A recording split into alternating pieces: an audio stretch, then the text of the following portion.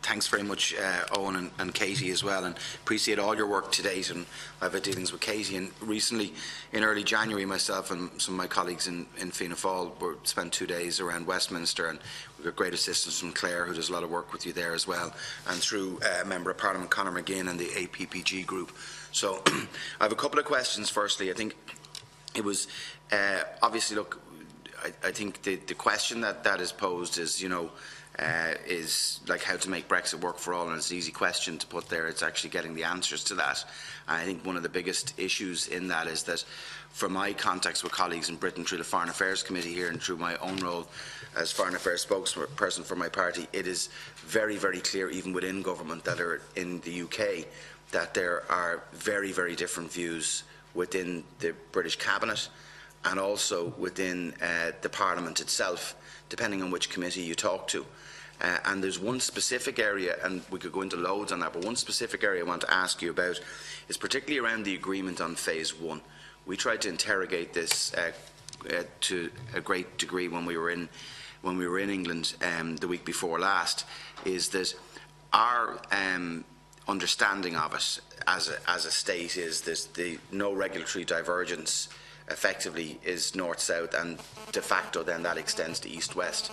Now, if that extends to east-west, obviously it's both countries with no divergence. That extends further then into the EU.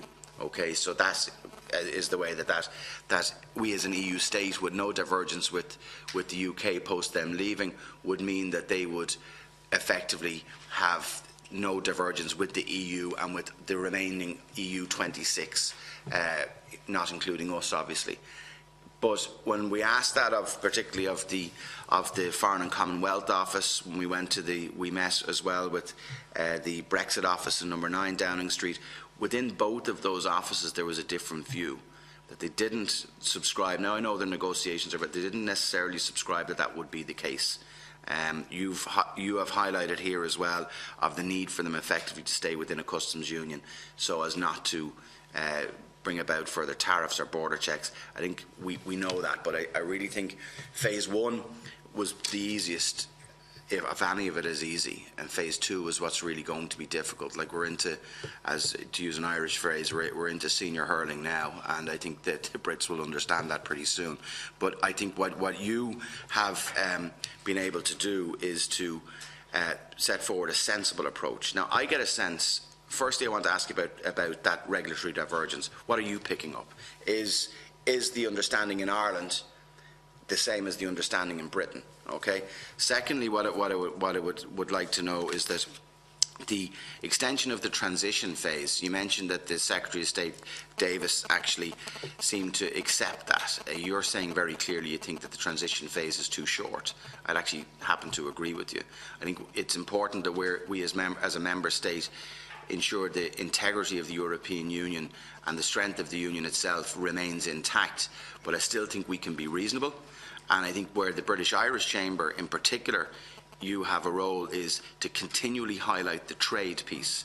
And I want to turn to that bit in particular now, because in all of our discussions, and in my discussions in Brussels as well, our colleagues in the European Union fully understand the situation with regard to the North, and that is really important politically and socially on this island, and the maintenance of the Good Friday Agreement and the rights of Irish citizens in the North, and by extension as EU citizens.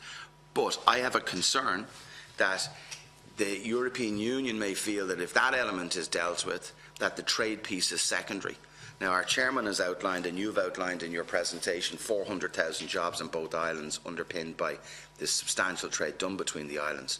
I really think we need to continue to reinforce that. I'm worried that it will be, okay, we've sorted, not in a flippant way, but the Good Friday Agreement, the island is dealt with. Now the trade, we're not getting assistance there. What more can we be doing here in relation to trying to get that message across?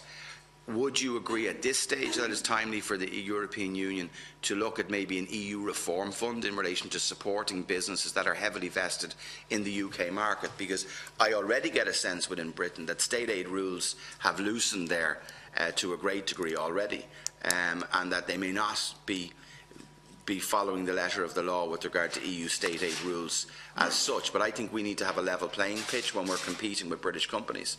But I think particularly our exporters and your members need assistance. So what more does the Irish government need to do? I have been struck, Chairman, I'll conclude with this, I'll come back in afterwards, that we haven't actually formally asked at the Commission level for, and I've asked that of the Minister for Foreign Affairs and Trade, and I've asked it of his junior minister Helen McEntee, that we haven't actually asked at a Commission level for relaxation of state aid rules. I think in the agri-food sector in particular, we certainly, there's areas within that need assistance immediately. And the very final point is, from your British businesses in Britain, the pinch seems to be being felt now within Britain because of the increase in import inflation and the drop effectively in wages, in net wages because of inflation in Britain.